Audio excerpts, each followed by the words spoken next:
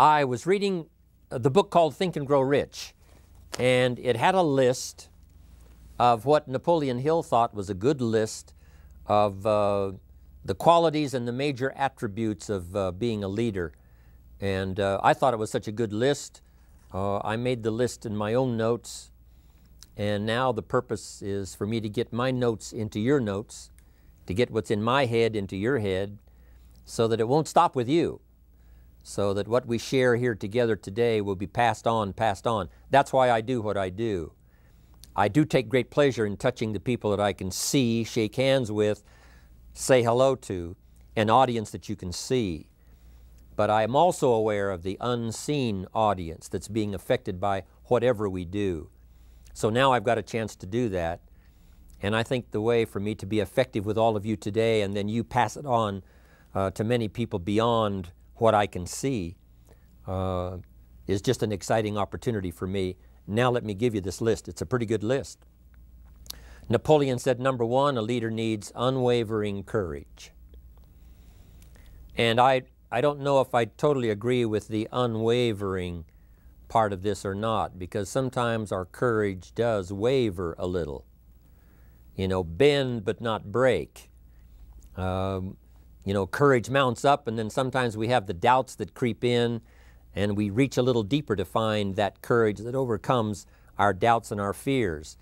So I would probably debate a little bit with Napoleon on this unwavering courage, because sometimes courage does waver. But as long as it stays, as long as in the end there it is to serve you, the courage to do what you didn't think you could do, the courage to step into territory that might be a little unfamiliar, the courage to talk to somebody you don't know, the courage to attempt conducting a meeting, the courage to give your first testimonial, the courage to, you know, solve problems you couldn't solve before, that kind of courage. The courage to stand up when it's sort of dark in your corner, the courage to do it when it isn't going your way, seemingly. The courage to try to have a good day in the midst of a bad day, that kind of courage. Wavering a little at times, yes, because we all have doubts that attack us. We all have small fears that creep in. That is the nature of life. But that's what faith is all about. That's what courage is all about. To serve us when our doubts will not serve us well. Faith to overcome fear, and courage to overcome our doubts. But that is a good quality, a good attribute for a leader, and that's unwavering courage. Second, Napoleon said self-control. That, of course, is the very essence of life itself, is self-control. Because we all have this warfare going on. You know, it's going on in the world, the warfare between liberty and tyranny. In our own body, the warfare between health and illness, the struggle is on. The struggle between light and darkness, the struggle between good and evil. I call it opposites in conflict.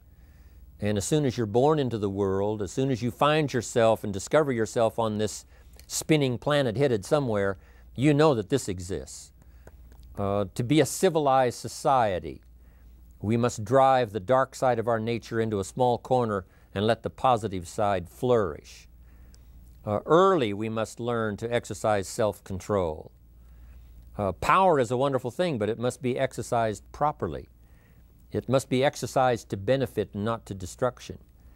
So self-control is certainly necessary to be a strong leader, so that you can become the best example. The example of having your temper well managed, to having that dark side of your nature under control. The best example of choosing wise words and not being careless, that kind of control. Control of your appetite, control of your desires, so that they fit into the positive side of life and not the negative side. Self-control, very important. Then he said a leader must have a keen sense of justice. How very true. Justice we become familiar with, you know, even when we're small. When certain things that happened or were done to us that we something told us that wasn't right. Someone did us wrong. We have that sense of right and wrong, and it starts very early. Then we have to have that sense of utilizing what's right and what's wrong so that we develop this sense of justice, this sense of being fair, this sense of being on the positive side, on the right side. To minimize a person's mistakes, they need to have this sense of justice. We have to have justice when we're building an organization. You know, what's fair, what is a good balance. The marketing system that Mark put together has to be fair for everyone. If you have a customer and you take care of that customer, someone else cannot come along and take that customer. The same is true with the distributor. Certain rules and regulations so that all of us have a chance to fit within this framework of fairness, justice, and what's right. Otherwise, enterprise cannot work. Otherwise, we have what we call, in a political sense, anarchy, where there is no justice, when might is the order of the day, power is the order of the day, not the law, not the rule, not what's right, but power. And we would all dismiss that. It's been a catastrophe in the last 6,000 years, the governments that resorted to power instead of democracy, that resorted to intimidation instead of freedom. And we all know the terrible toll that that takes. But it takes a toll not only politically in a country or politically around the world, but it takes a toll even in enterprise. It takes a toll in school if a teacher is unfair. It takes a toll in working on a team where someone is unfair or where the leadership is not fair in the administration of justice. So this is true, a keen sense of justice and what's fair and what's right. Part of this we have to learn as we go. You know, you don't have it all the first year. You haven't got it all the second year, the third year. After all the years that I've, been around, both as a human being and as a business person, we're still, even at these years, trying to decide what's best, what's fair, what's right, to give balance to our life and to build on a firm foundation for the future. So I agree with Napoleon. Good idea. A sense of justice. Here's another one, he said, definiteness of decision. Indecision is the thief of opportunity. If you don't decide, the opportunity could slip away. If you don't decide what you're going to do today, the day could get away and you're not very effective. I talked about in my recent travels about time management. And here's one of the best ideas of time management. Don't start the day until you have it finished. Is it possible to finish the day before you start it? And the answer is yes. If you don't finish it to the best of your ability, have some idea, some good plan, sure enough, the day escapes. And in the morning you say, let's see, what should I do now? In the afternoon you say, hey, time's getting away from me, what should I do now? And now most of the day is lost. Most of the day escapes not being utilized and doesn't work for you simply because you didn't make those decisions early, at the early part of the day. The decisions we make in the early part of our life sometimes last for a lifetime. The early decisions that you make about what you're going to do with your life as far as Herbalife is concerned, those decisions are vitally important. If you neglect them and don't make them, sure enough, the time passes and the opportunity sometimes is diminished. And sometimes you spend a lot of time now catching up simply because you didn't make those early decisions. So it's the decisions at the first of the day, it's the decisions at the early part of the month, it's the decisions at the early part of the year that greatly determines what kind of year you're going to have. The decisions you make in the early days of your marriage, sometimes those are the decisions that affect the marriage for a lifetime. The decisions you make at the first chance you see opportunity, those decisions, what you're going to do with it, how far you're going to take it, what it's going to be meaning to you in the years to come. Those early decisions are vitally important. Then we need decisions to correct poor decisions, to overcome our mistakes. It's possible, of course, for all of us to make unwise decisions. And at the end of 1 year, at the end of 1 week, 1 month, or at the end of a few years, we say, that decision cost me too much. Cost me a lot of time, cost me a lot of money, cost me maybe a good relationship, cost me a chance to be productive.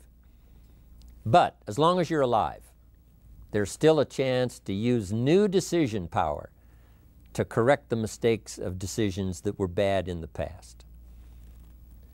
All of us have the opportunity to do that, but I think Napoleon was right here too. You got to be definite in making decisions so that the opportunity doesn't pass you by. Take advantage. Here's the next one.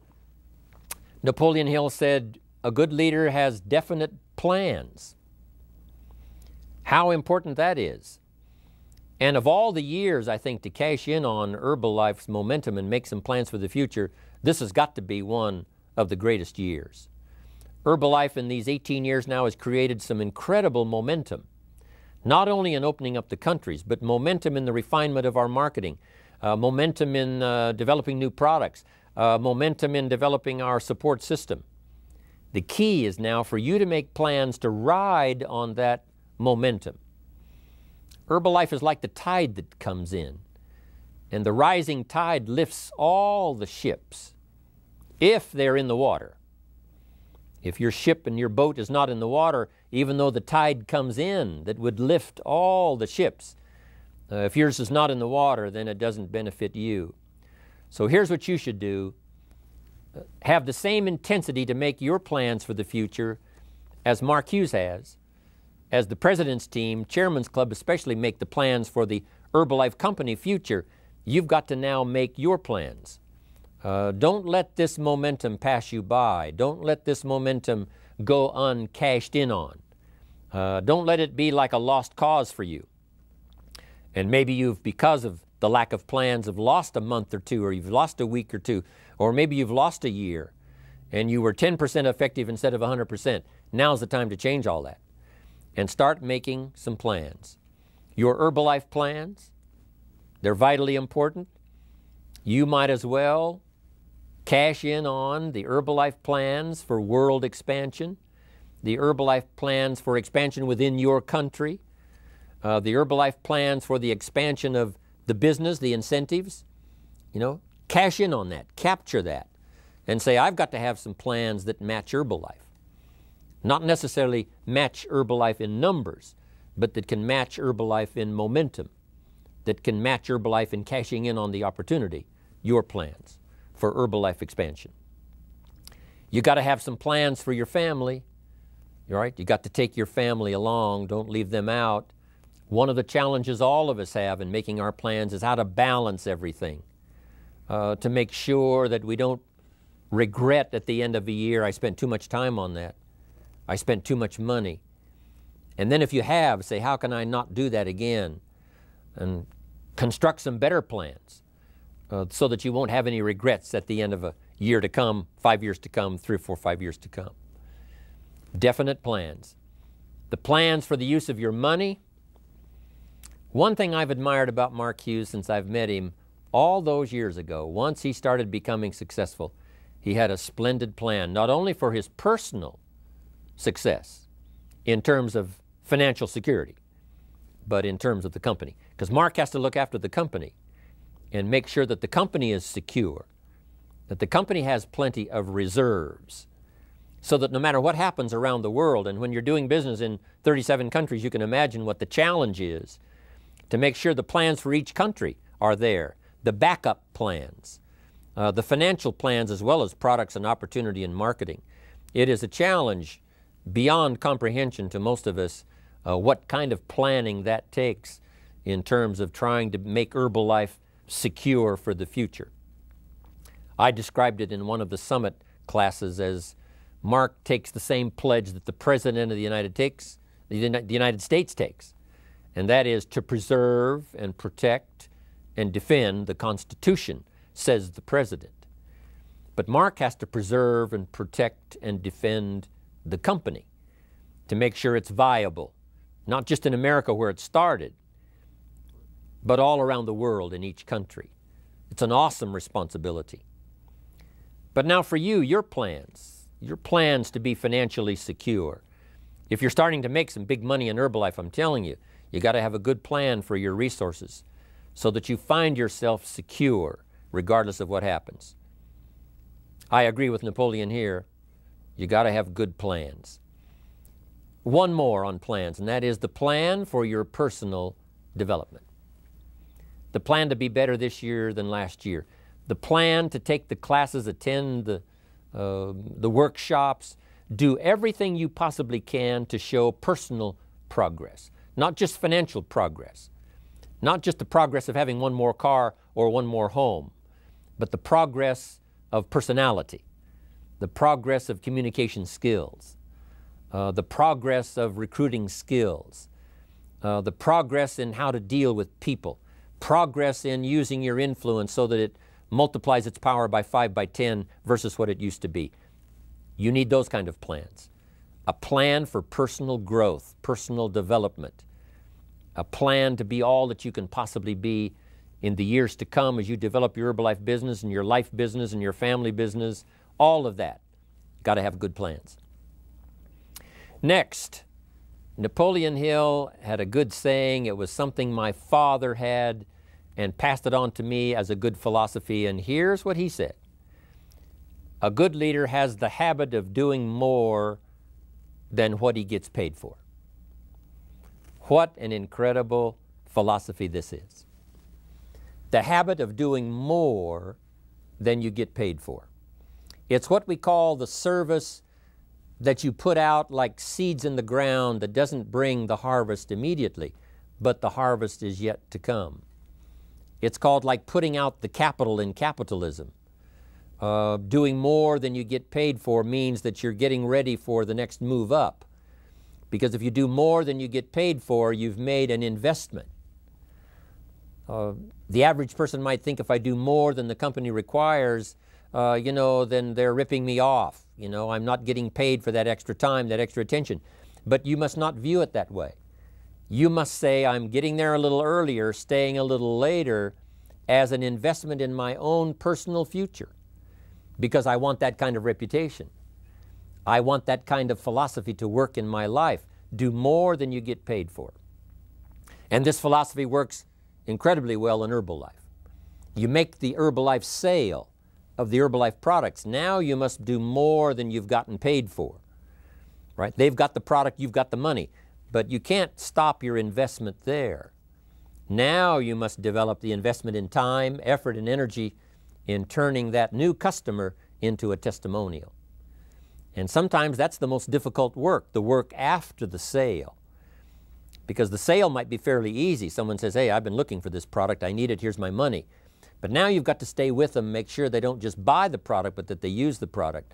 And that they don't just use the product, they keep using the product. That's the work after the sale. But if you learn to make that kind of an investment and do more than you get immediately paid for, the payoff in the future can be fantastic.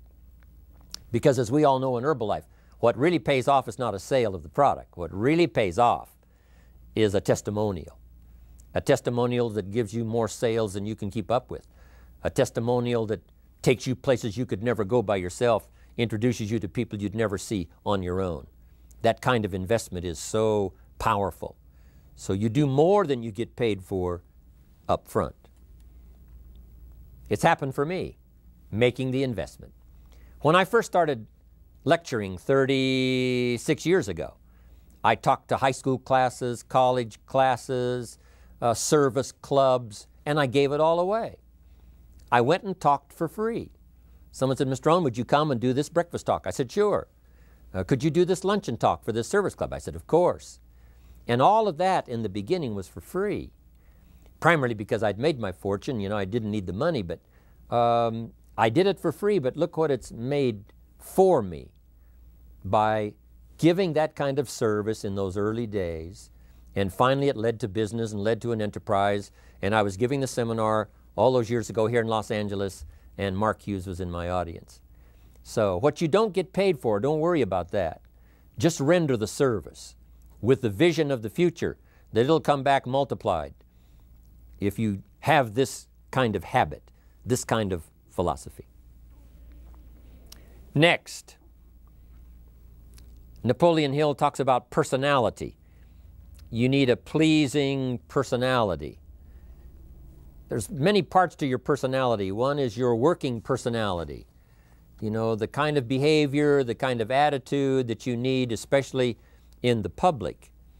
Some things you can kind of get by with, being a little careless, maybe in private, but in public, where it counts so much in your paycheck, it counts so much in building your business for the future, your own personality. But here's what you also must remember. You develop your personality in private so that it serves you well in the public. Sometimes we get the mistaken idea, I can be careless with just these few and be more careful when I have 1,000. But see, that doesn't work that way. Careless with a few, sure enough, that will creep into your presentation for 1,000 people. Here's the best practice, and the Herbalife opportunity in our marketing systems gives you the best chance to do that. The influence you have one-on-one, that's what really counts. You say, well, I'm only talking to 2 people, it doesn't matter much. That's when it really matters. Because if you'll practice well there, using your personality, using your influence, to get someone's attention, to get them to listen, to get them to participate, the kind of personality that someone says, I'd like to be around this person. They're unusual. They're not like the average person I meet on my everyday experience. That kind of personality. But you've got to practice it behind the scenes. You've got to practice it one-on-one. And if you're effective one-on-one, 1-on-3, 1-on-5, I promise you, that will get you ready to now perform with the kind of personality, the kind of charisma that wins people when you're in front of 500 people, 1,000 people, 5,000. So this is a good point, working on your personality. Here's the best gift you can give someone, and that's the gift of attention. Attention is so powerful. When I was a young man, I met Nelson Rockefeller, one of the richest men in America at that time. He's gone now, but he was a unique individual, ran for vice president of the United States. And I had a chance to be where he was holding a press conference. And I got close enough so that when he walked out, I had a chance to step up, right, when security was not all that severe in those days. And I had a chance to put out my hand, shake his hand, and say, Mr. Rockefeller, my name is Jim Rohn. And what I remember most was the attention he gave me. With the lights of the cameras around and everybody all around, he looked right at me and said, Jim Rohn, where are you from? I said, Idaho. He said, I really like Idaho. It's one of my favorite states in all of the country. And for just a few seconds, he gave me his attention, shook my hand. I'll never forget the handshake, right? One of those multi-million-dollar handshakes. But I'll never forget that personal attention he gave me, just for a few seconds. It was powerful. Made an impression on me that's lasted until this day. That's why I remember to tell the story. So, same thing you can learn to do. Utilize your personality, utilize your influence, give people the gift of attention. Here's the rest of my list now as we finish up. Next, Napoleon Hill said a leader needs sympathy and understanding.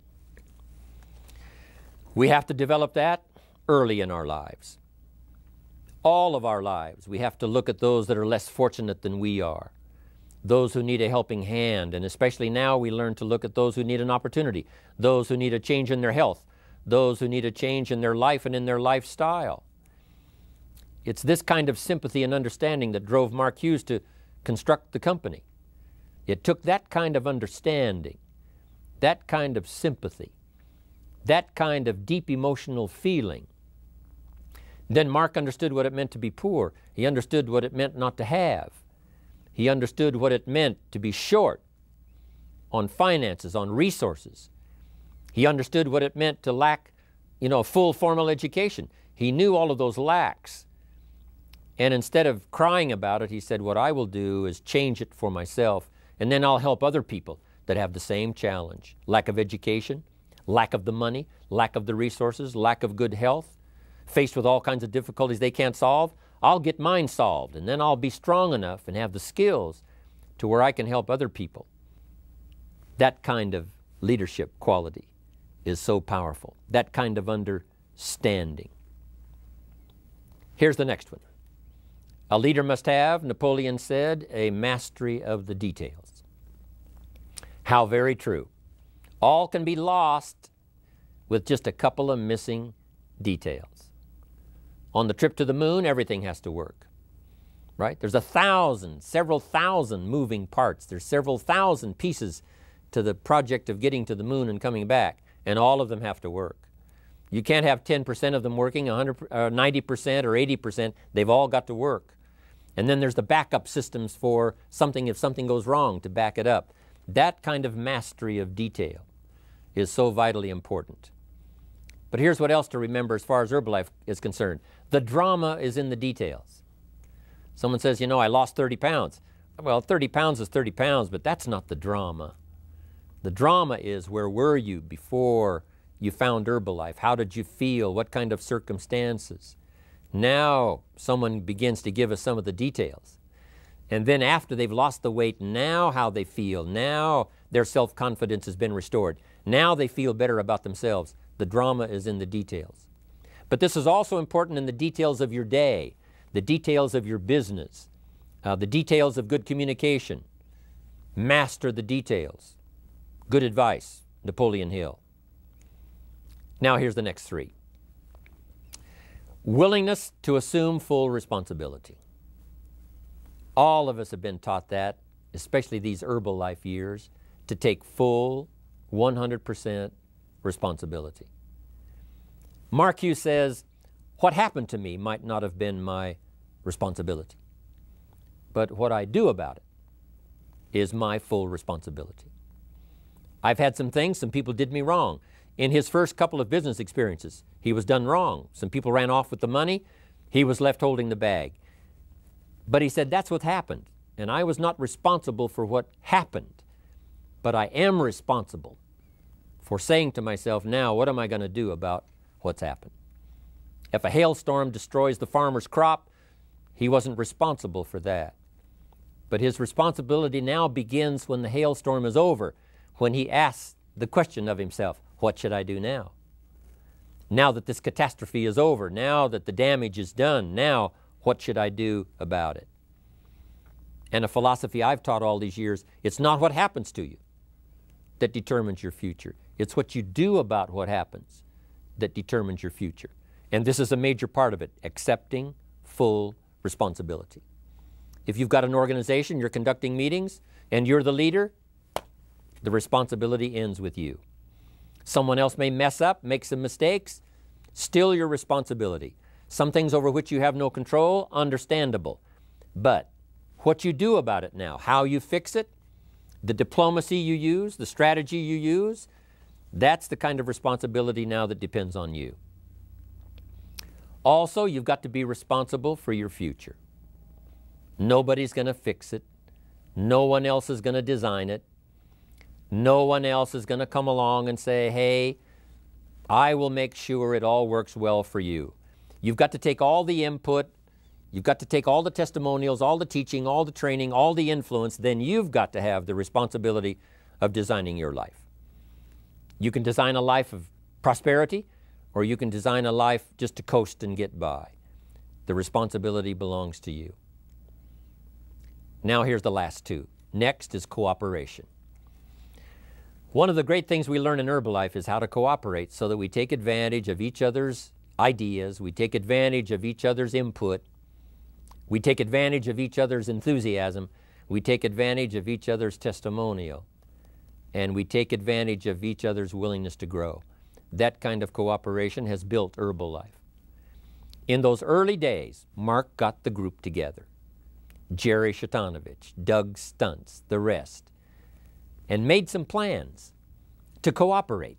Said, no telling what kind of powerful meetings we can have if we work together. No telling how many people we can affect, even right away, if we work together. You do this part, you do this part, I'll do this part, we'll make it work together, and we'll get the ball rolling. There's an ancient phrase that says, if two or three agree, nothing is impossible. If they agree on the same project, if they agree on the same vision, if they agree on how to get there, I'm telling you, nothing is impossible. Nothing can stand in their way. Just two or three. What's exciting about Herbalife is now we have more than two or three. The president's team now is well populated. Even the chairman's club is growing. The millionaire team is awesome in its numbers as well as in its power. And the cooperation between all of us on the tabulator teams, as distributors, home office, support staff, 15th floor, wherever we come from.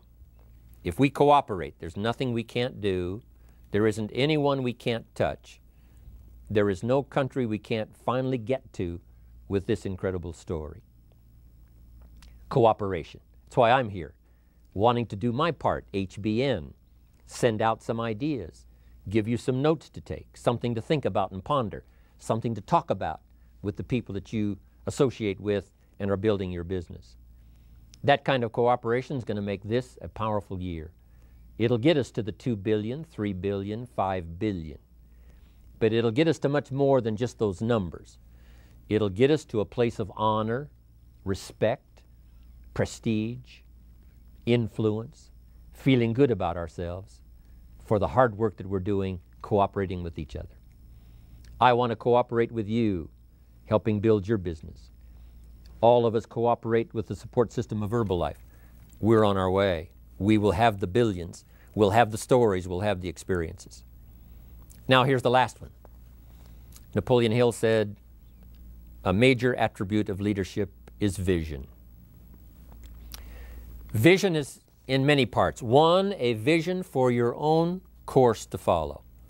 A vision for you, for yourself. A vision for your financial future. A vision for your health. A vision for your wealth. A vision for you to latch onto and make something out of. A vision for your family. Because vision must now lift others as well as ourselves. Guess what our family is counting on? That we'll be able to see things that at first they cannot see. That we'll be able to look further into the future than perhaps they will be able to look. The same is true with your organization, the people that are around you. They're counting on your vision. Perhaps you've been there a little longer than they have. Maybe you've been there a lot longer than they have. And they will look to you to help them see things that they can't see in the beginning. And if you will do that, develop that attribute of leadership, I'm telling you, you'll have such a dramatic effect on your organization, it will be unbelievable. A vision for yourself, a vision for your family, a vision for your organization, a vision for the people that you're close to. The old prophet said, without vision, we die. We perish. Unless we can see into the future, life loses its meaning. Unless we can look further than just where we are at the moment, then we have no reason for faith, no reason for activity. But if we'll develop this skill, beyond any other skill, I'm telling you, it will help us touch people because they'll want to be around us because we have this look into the future. Not only the short-range vision of what we're going to do this week, this month, this year, but the long-range vision like Mark has, taking us to the 5 billion. You can have a vision that will take your organization into the future and bless everybody with success.